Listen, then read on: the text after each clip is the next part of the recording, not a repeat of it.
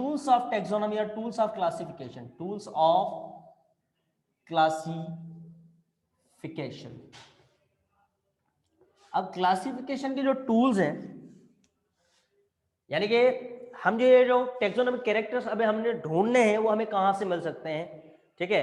अब हमें पता है कि बायोलॉजी की डिफरेंट ब्रांचेस हैं, डिफरेंट ब्रांचेस में डिफरेंट फिनोमेनास होते हैं, उसमें डिफरेंट स्ट्रक्चर्स होते हैं, डिफरेंट प्रोसेसेस होते हैं। अगर कहीं पे प्रोसेस सिमिलर है तो ये भी एक इंडिकेशन है, हेल्प आउट करेगा ग्रुपिफाई करने में।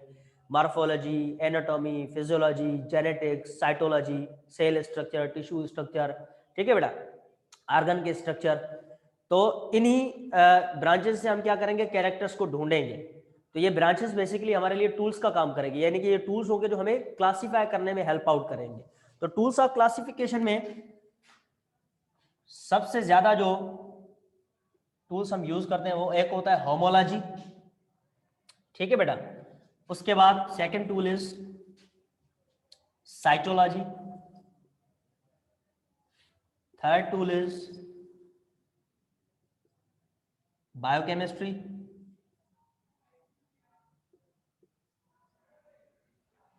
okay, and fourth and most specific and most essential tool or most useful tool is genetics। तो ये हमारे पास जो फील्ड्स हैं बायोलॉजी की, जेनेटिक्स है, साइटोलॉजी है, बायोकेमिस्ट्री है और homology, these are the tools forward tools to classification. अब बेटा ये याद रखना, this is the most authentic tool, genetics is the most authentic tool, क्योंकि जेनेटिक्स में जीन्स और डीएनए की बात होती है, और डीएनए 100% अगर किसी चीज का मैच हो रहा है तो इट मींस वो एक ऑर्गेनिज्म किसी सिंगल स्पेशी का ही होगा। वेल, तो होमोलॉजी, साइटोलॉजी और बायोकेमिस्ट्री और जेनेटिक्स, ये इसके अलावा बहुत सारे टूल्स हैं, लेकिन ये हमारे पास 4 मेन टूल है। अच्छा, होमोलॉजी क्या है? Homology is study of homologous organs, homologous organs। अब homologous organs क्या है? organs that are similar in structure, similar in structure but different in function। So homology क्या है बेटा?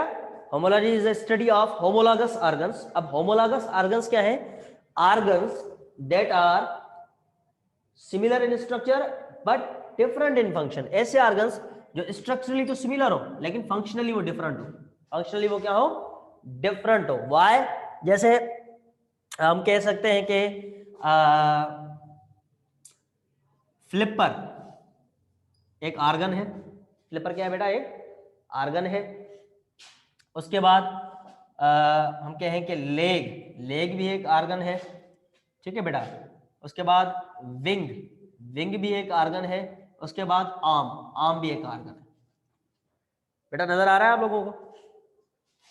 Okay, so flipper, leg, wing and arm, ये सारे के सारे क्या है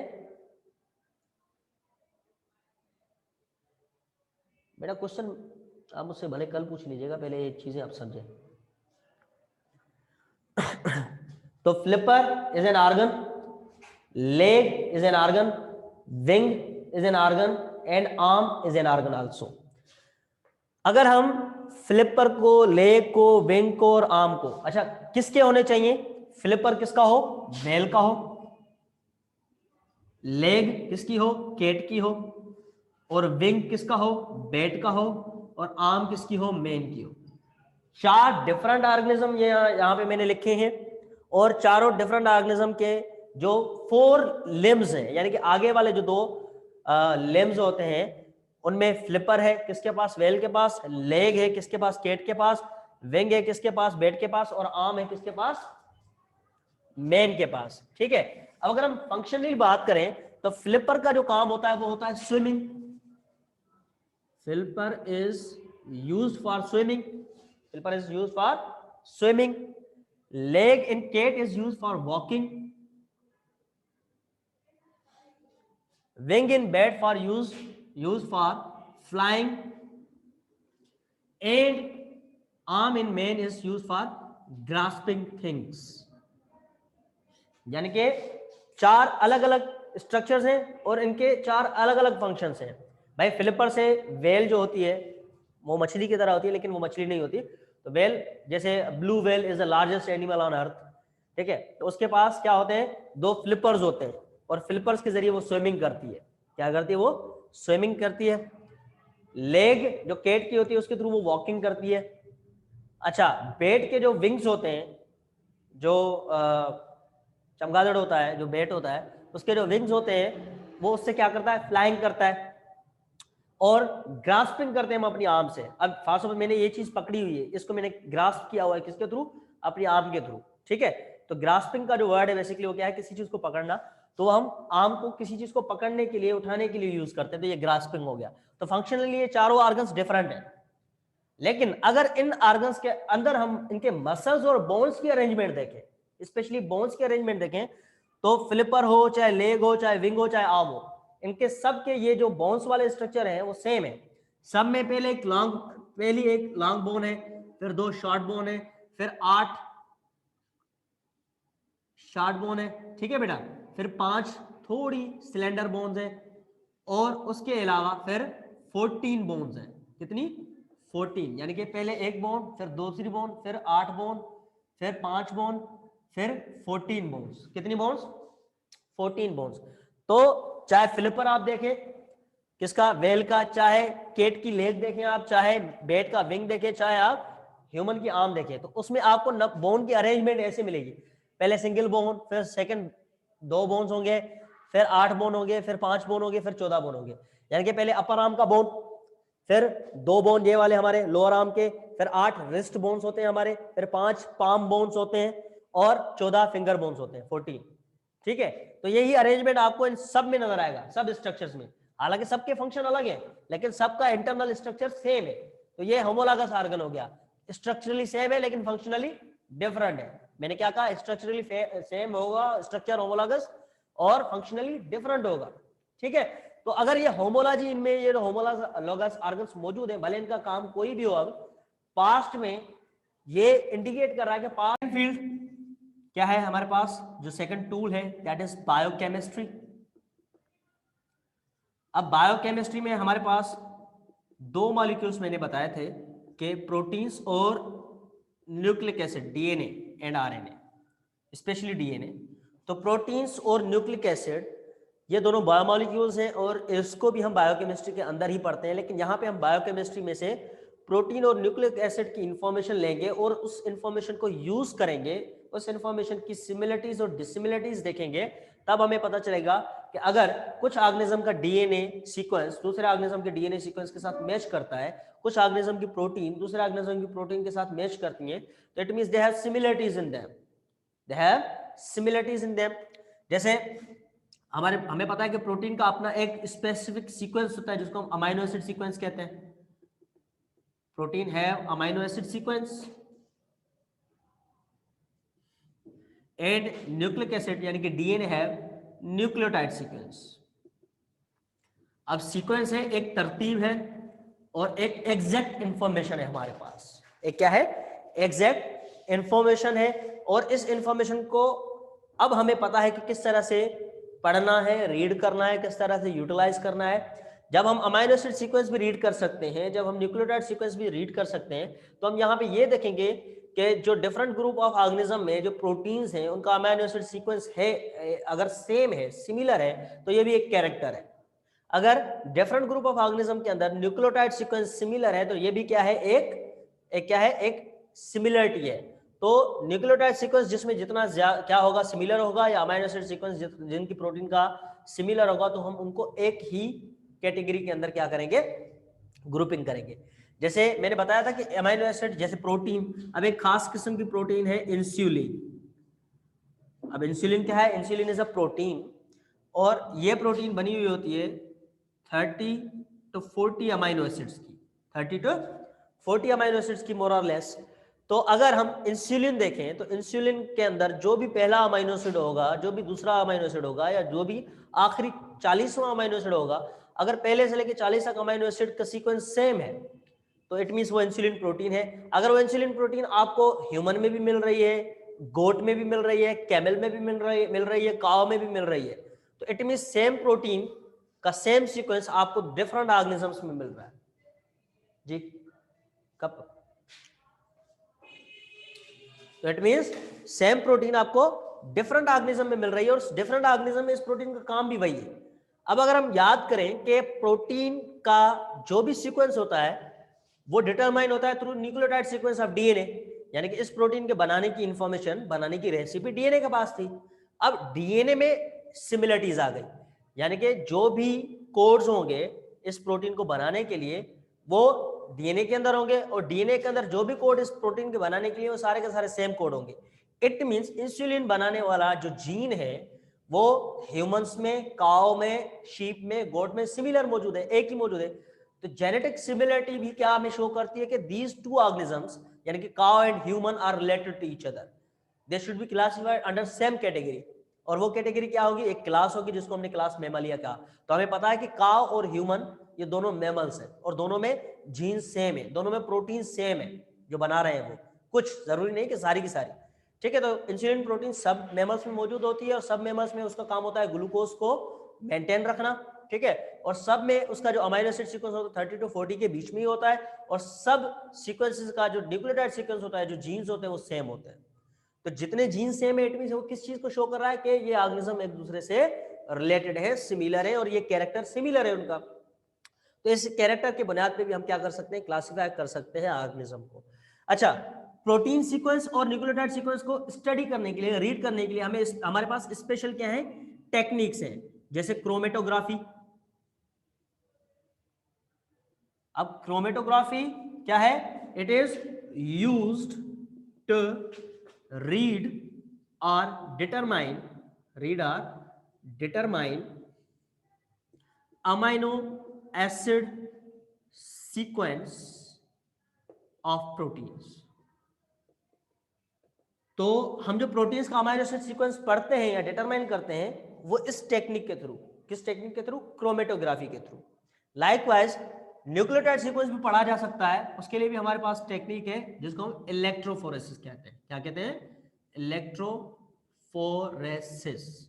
सो इलेक्ट्रोफोरेसिस क्या है? It is also a technique. याद करें कि हमने कहा कि क्लासिफिकेशन टेक्निक्स है, सेट ऑफ टेक्निक्स है। Electrophoresis is a technique that is used to read or to determine nucleotide sequence of DNA। ठीक है बेटा, तो क्रोमेटोग्राफी के जरिए हम प्रोटीन का सीक्वेंस पढ़ते हैं, और इलेक्ट्रोफोरेसिस के जरिए हम क्या करते हैं? न्यूक्लिक एसिड का सीक्वेंस पढ़ते हैं। अच्छा, इलेक्ट्रोफोरेसिस के अलावा भी हम इसको एक नाम देते हैं डीएनए या जीन या genetic sequencing. DNA sequencing, gene sequencing, genetic sequencing, genetic analysation, ये सारे के सारे इसके नाम। ठीक है बेटा, ओके। सो अब ये दो टेक्निक्स हैं हमारे पास जिसके थ्रू हम क्या करते हैं? प्रोटीन और प्रोटीन और डीएनए का सीक्वेंस पढ़ते हैं। और अगर हमें प्रोटीन में सिमिलरिटी, प्रोटीन सीक्वेंस में सिमिलरिटीज मिलती है दो ऑर्गेनिज्म के बीच में, या डीएनए के न्यूक्लियोटाइड सीक्वेंस में सिमिलरिटीज मिलती हैं, तो हम क्या कंसीडर करते हैं कि भाई ये दोनों ऑर्गेनिज्म एक जैसे हैं और इनमें ये सिमिलरिटीज है, तो it means they are related to same group. ठीक है, फिर हम उसको क्लासीफाई कर देते हैं। अच्छा, मोस्टली बायोकेमिस्ट्री हायर एनिमल्स को क्लासीफाई करने में हेल्प आउट नहीं करती, मतलब वो तो हेल्प आउट उसको भी करेगी, लेकिन बायोकेमिस्ट्री हम यूज करते हैं to find out the similarities between microscopic organism. जैसे बैक्टीरिया की यूनिसेलुलर ऑर्गेनिज्म, उसके पास कोई ऑर्गन नहीं है, तो हम कोई होमोलॉजी नहीं देख सकते उसकी। ठीक है, तो वहां पे हम क्या देखेंगे? उसकी केमिकल प्रॉपर्टीज, उसकी बायोकेमिस्ट्री प्रॉपर्टीज देखेंगे, न्यूक्लियोटाइड सीक्वेंस देखेंगे, प्रोटीन्स कौन सी प्रोड्यूस कर रहा है, उस प्रोटीन का सीक्वेंस क्या है, उस प्रोटीन का फंक्शन क्या है। अगर दो organism similar type of proteins बना रहे हैं तो it means they are related to each other. दो ऑर्गेनिज्म अगर सिमिलर टाइप ऑफ जीन्स रख रहे हैं तो they means they are related to each other. तो बैक्टीरिया और माइक्रोस्कोपिक ऑर्गेनिजम्स की क्लासिफिकेशन में जो हेल्पफुल टूल है हमारे पास वो का बायोकेमिस्ट्री है। वो क्या है? बायोकेमिस्ट्री।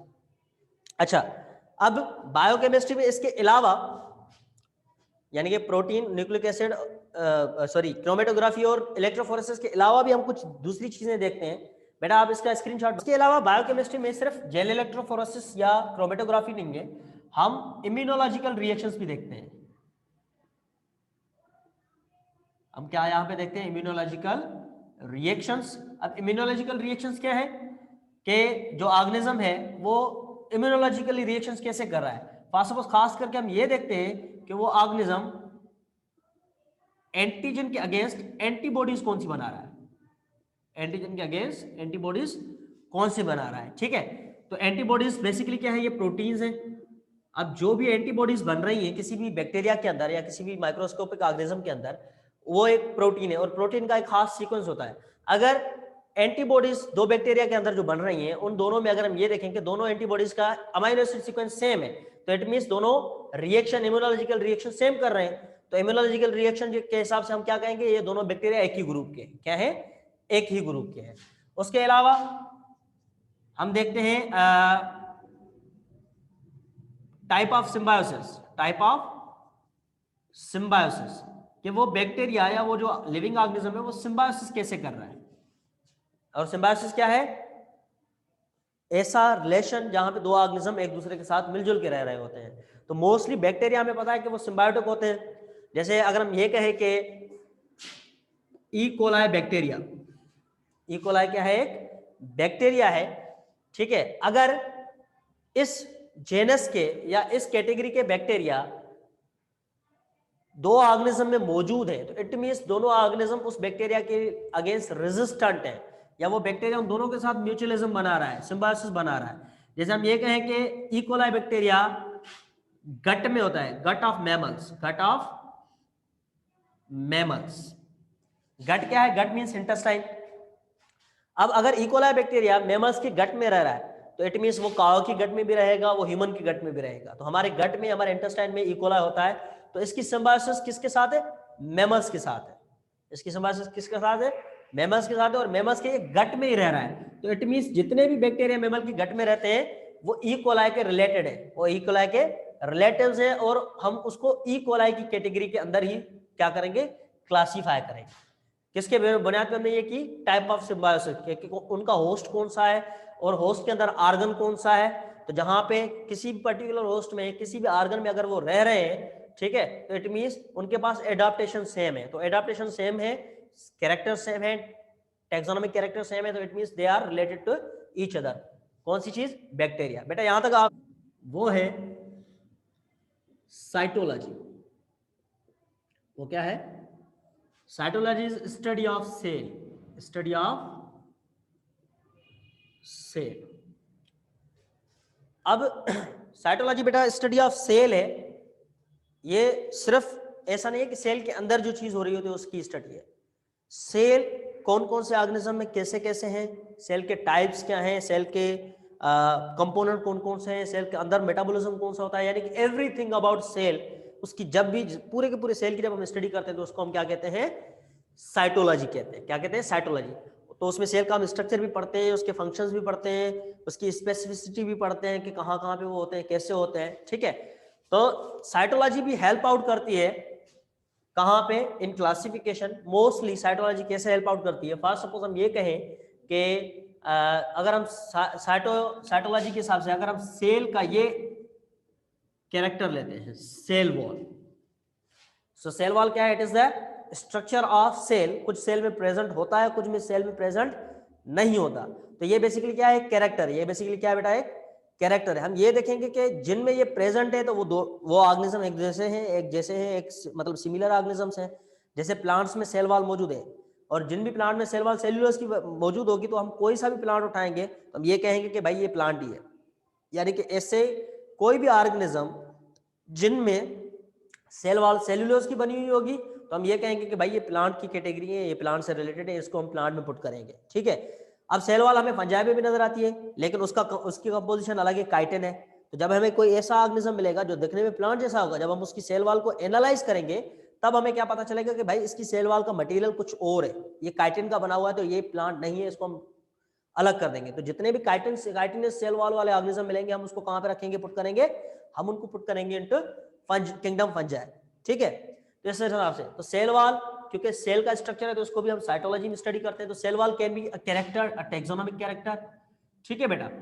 अच्छा, और ये भी हम देखेंगे प्रेजेंट किस में, जैसे प्लांट में फंजाई में प्रेजेंट है लेकिन एनिमल में एब्सेंट है, तो प्रेजेंस एब्सेंस भी ये भी एक कैरेक्टर है। अच्छा, एक तो सेल वॉल हो गया, उसके बाद क्रोमोसोम नंबर। अब हमें पता है कि क्रोमोसोम नंबर हर सेल के पास, हर स्पेशीज के पास कांस्टेंट होते हैं। जैसे हमारे पास कितने क्रोमोसोम नंबर होते हैं, 46।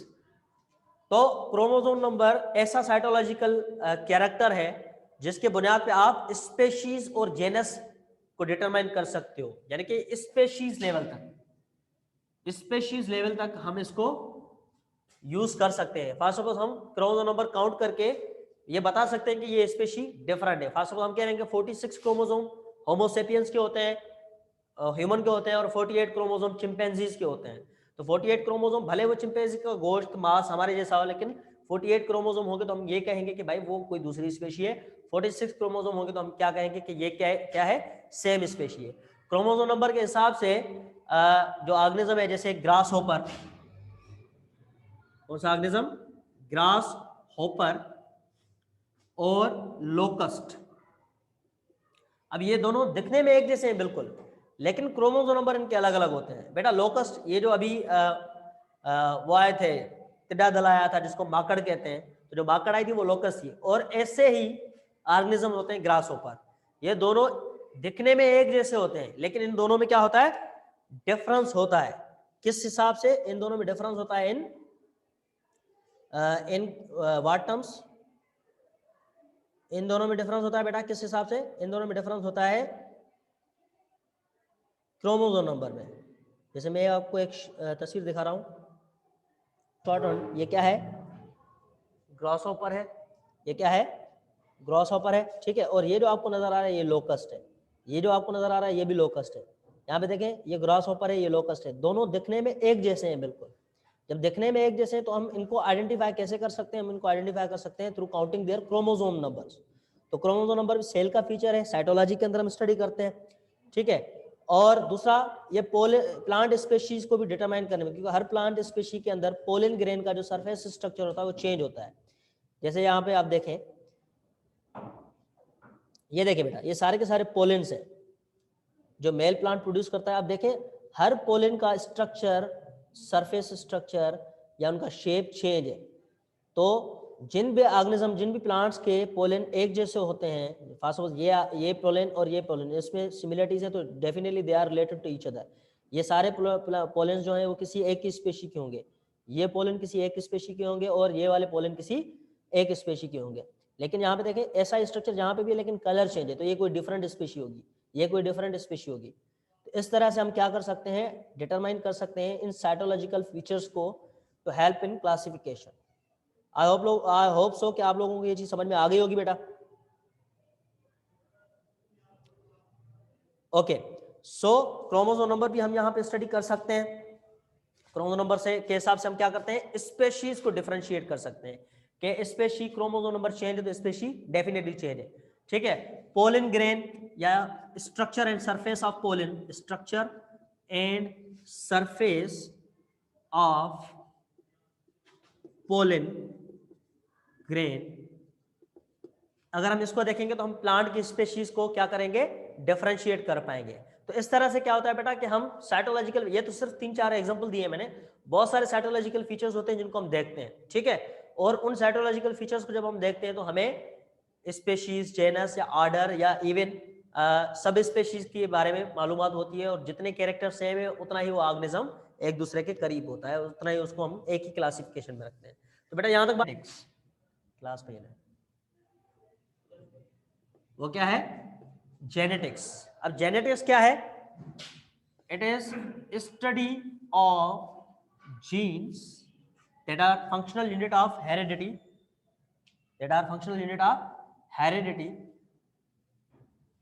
and principles of gene transfer। अब जेनेटिक्स क्या, study of genes and principle of gene transferring. Gene transfer, genes हैं क्या, जीन्स का सीक्वेंस क्या होता है, जीन्स कौन सा काम करते हैं, कौन सी प्रोटीन बनाते हैं, कौन से कैरेक्टर बनाते हैं, और ये जीन ट्रांसफर कहते हैं टू द नेक्स्ट जनरेशन। इन प्रिंसिपल्स को पढ़ने के लिए हमारे पास कौन सी ब्रांच है, जेनेटिक्स है। अब जेनेटिक्स हेल्प आउट करेगी कैसे, क्योंकि हमें पता है कि जीन्स क्या है। हमने कहा कि genes are unit of DNA that produce a specific character, that produce or that determine a specific character। और हमारा जो टेक्सोनोमिक कैरेक्टर होता है वो हमेशा जेनेटिक कैरेक्टर ही होता है, ठीक है। तो अब कैरेक्टर को ये बना रहा है, तो अगर जो भी जीन एक कैरेक्टर को बना रहा है, अगर वो कैरेक्टर किसी दूसरे ऑर्गेनिज्म में आपको नजर आ रहा है, तो it means they both organisms are related to each other. जैसे इंटेलिजेंस या रीजनिंग का कैरेक्टर है वो सारा ह्यूमंस में होता है। अब एक ह्यूमन रीजनिंग कर रहा है, सोच रहा है, दूसरा ह्यूमन भी सोच रहा है, क्रिएटिविटी कर रहा है, रीजनिंग कर रहा है, तो ये इंटेलिजेंस का कैरेक्टर हम ह्यूमंस में है, सब ह्यूमंस में। क्यों? क्योंकि हमारे पास इंटेलिजेंट जीन्स होते हैं।